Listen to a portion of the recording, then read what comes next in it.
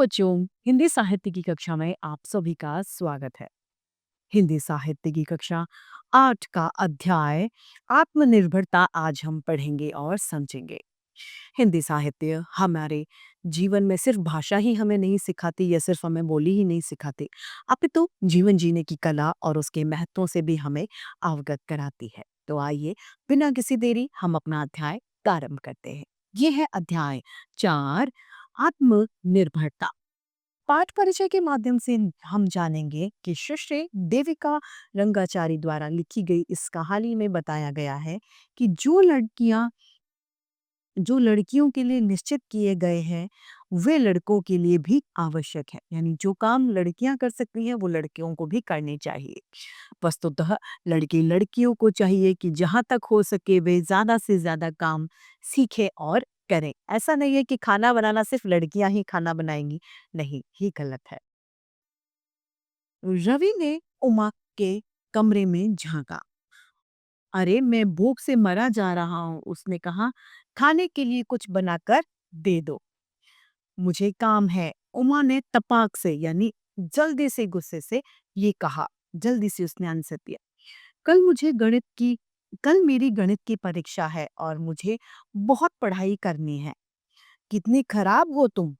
मैं घंटों क्रिकेट खेल कर आ रहा हूँ और तुम यह भी नहीं जानती हो कि माँ घर पर नहीं है। भाई कहता है कि मैं क्रिकेट खेल रहा आ रहा हूँ और तुम मुझे खाना भी नहीं दे रही हो, जबकि तुम्हें पता है कि माँ घर पर नहीं है। अच्छा भाई, मैं तुम्हारे लिए कुछ बना देती हूँ। उमा ने हताश यानी निराशा के भाव से अपनी गणित की पुस्तक यानी किताब को बंद करा। यही चलता रहा तो मैं फेल हो जाऊंगी, उसने कहा। कभी दरवाजे की घंटी सुनो तो कभी नौकरों को काम बताओ तो कभी फोन उठाओ। यही करते करते उसे पढ़ने का समय ही नहीं मिल पाता था। यानी वो घर के कामों में इतनी व्यस्त थी कि वो अपनी पढ़ाई को टाइम ही नहीं दे पा रही थी। उमा की माँ को उसकी नानी से मिलने अस्पताल जाना था। उमा की नानी पिछले कुछ दिनों से बीमार चल रही थी। दरवाजा ठीक से बंद कर लेना, माँ ने सुबह चिंता भरे स्वर में कहा था। दोपहर का खाना खा समय पर खा लेना। और माँ, मैं 11 साल की हूँ, उमा ने विरोध किया था। मैं अपनी देखभाल कर सकती हूँ। मैं जानती हूँ। श्रीमती मलिक मुस्कुराई, थोड़ा सा स्माइल की। तुम बहुत समझदार हो, इसीलिए आज घर तुम्हारे भरोसे छोड़कर जा रही हूँ। फिर उन्होंने भौहें सिकोड़कर कहा, गैस का सिलेंडर जरूर बंद कर देना और रवि को खाना परोस देना। और उसे खाना क्या क्यों परोसना पड़ेगा? उमा ने चिड़चिड़ा कर पूछा कि उसे खाना क्यों परोसना पड़ेगा? क्या वो खुद से नहीं परोस सकता? वह 13 साल का है, अपना खाना खुद ले सकता है। आप इतना लाड क्यों करती हो उसे? वह घर में हाथ तक नहीं हिलाता। खाना बनाने की बात दूर रही। हाँ हाँ, श्रीमती मलिक ने बात टालते हुए कहा। यानी बात उन्होंने बदल दी। अभी इन सब बातों को मत इन अभी इन सब बातों मत पड़ो, मुझे तैयार होना है। उमा कुड़कर रही गई। किसी भी तर्क वितर्क को माँ यही कहकर खत्म कर देती थी। यानी माँ से जब वो बात करती थी तो माँ कुछ भी कहकर खत्म कर देती थी। उसके प्रश्नों का जवाब उसे नहीं मिलता था। यह एक ऐसी बात थी जिससे उमा के दिल को हमेशा ठेस पहुंचती थी, उसे दुख होता था। उसके परिवार में आपस में काफी प्यार था, स्नेह था, लेकिन घर में जिस तरह की भूमिका निभाने की अपेक्षा उमा से की जाती थी उससे वह कुढ़ने लगी। उसके मन में ये होता था कि भाई मुझसे बड़े होने के बावजूद वो कुछ नहीं कर सकता और मैं छोटे होने के बावजूद भी कुछ करूं, ऐसा क्यों? स्कूल जाने से पहले वह नाश्ता बनाने में माँ की मदद करती थी, बिस्तर समेटती थी और लंच बॉक्स में नाश्ता रखती थी। शाम को घर के काम में और पढ़ाई के बीच बढ़ जाता था। बड़े शौक से घर की जिम्मेदारियों में माँ का हाथ बटाने को वो तैयार रहती थी। लेकिन रवि को इधर-उधर टहलने और काम के लिए हुक्म चलाते देखकर वो चिढ़ जाती थी जब रवि उसके ऊपर काम का हुक्म चलाता था। क्या रवि सुबह अपना बिस्तर ठीक नहीं कर सकता? वह माँ से पूछती। वह अपने कपड़े तह करके और इस्त्री करके भी तो रख सकता है। माँ को ये पूछती थी कि वो अपने कपड़ों पे प्रेस क्यों नहीं करता या फिर अपने कपड़े तय बनाकर फोल्ड क्यों नहीं करता, क्या बात है। घर में लड़की की भूमिका के बारे में श्रीमती मलिक ने के अपने विचार थे।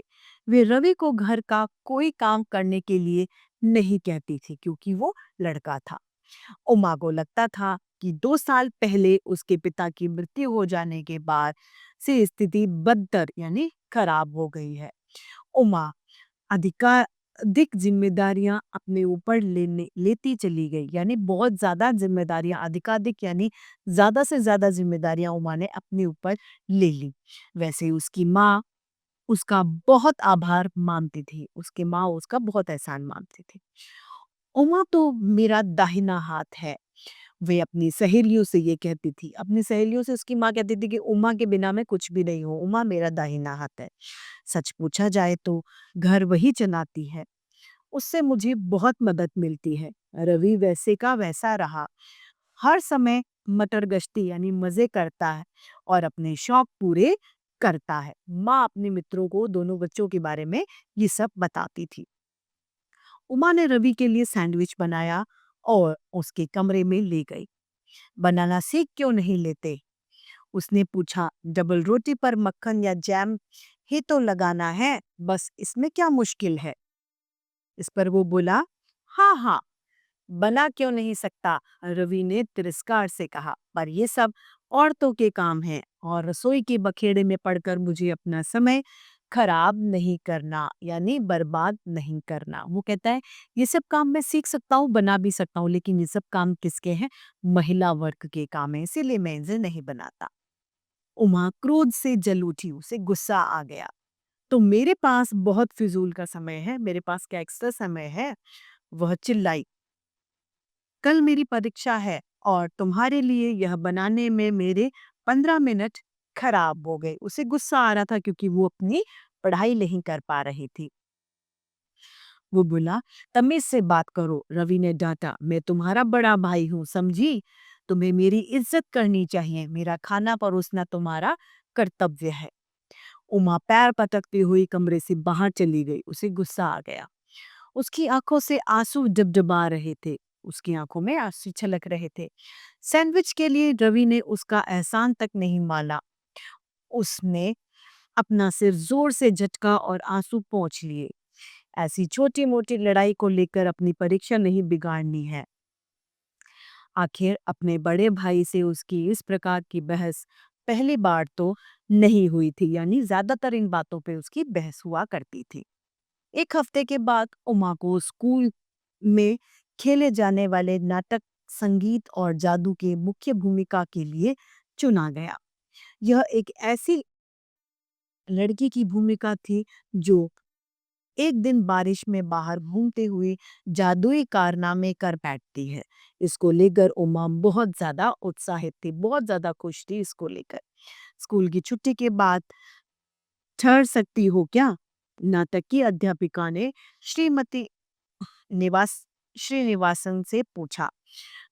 मैं पहले से तुम्हें नहीं बता पाई, पर मैं तुम्हें सबके खाने का इंतजाम करती हूँ। आज तुम लोगों को इन भूमिकाओं के लिए आजमाऊंगी, यानी टेस्ट होगा कि आप ये रोल जो है, आप नाटक का जो वो है कर पाएंगे या नहीं। नाटक के मंचन के लिए कुल 2 हफ्ते का समय है। कुछ लोग स्कूल के दफ्तर चलो, यहाँ से अपने अपने घर फोन करके माता पिताओं से पूछ लीजिए कि मैं स्कूल में विद्यालय में रुक सकता हूँ या नहीं। उमा सोच में पड़ गई। उसकी माँ सारे दिन के लिए नानी के पास अस्पताल में थी। उन्होंने उमा से रवि को खाना खिलाने के लिए कहा था। वह दुविधा में पड़ गई, यानी अब वो चिंता में पड़ गई थी कि अब वो क्या करे। फिर उसने कुछ तय कर लिया। अब समय आ गया था कि रवि अपना काम खुद सीखे।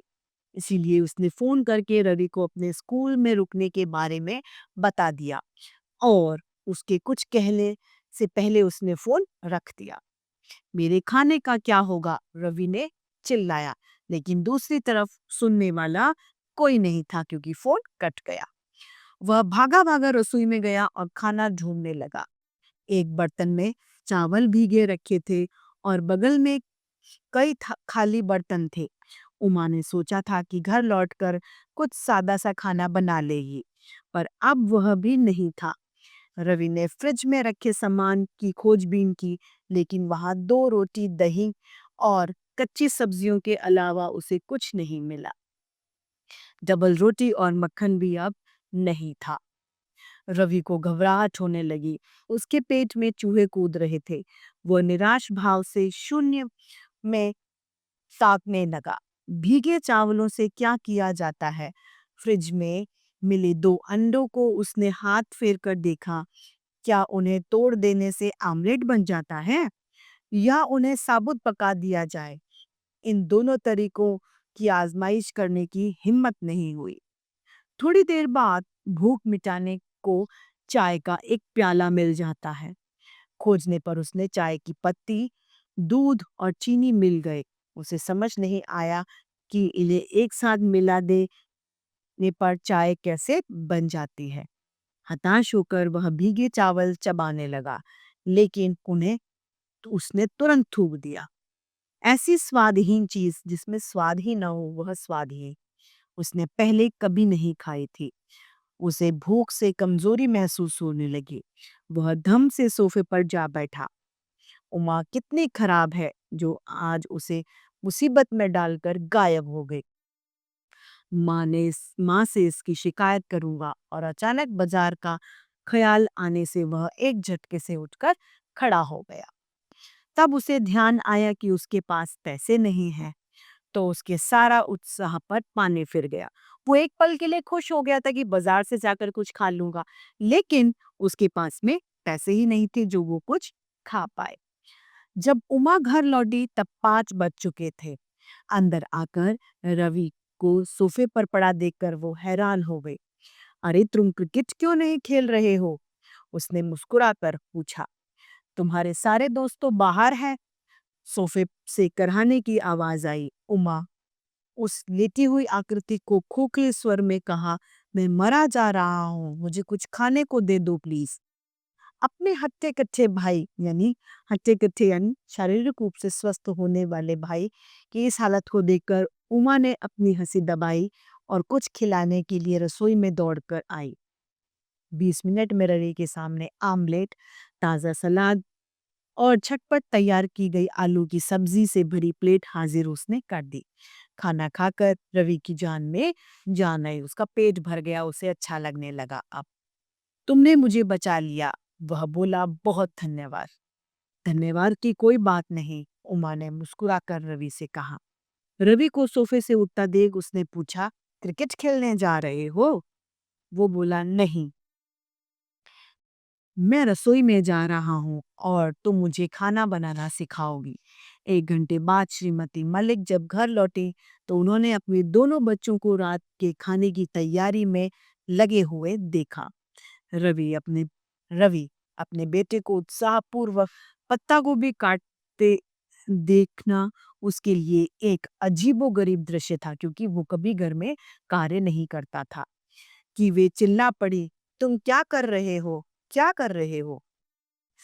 रवि उनकी ओर घूमा। माँ, मैं खाना बनाना सीख रहा हूँ। यदि मैंने पहले ही सीख लिया होता तो आज मेरी कम से कम मरने वाली हालत तो नहीं होती। लेकिन श्रीमती मलिक फिर बोले, नहीं माँ, उमा को कुछ मत कहना।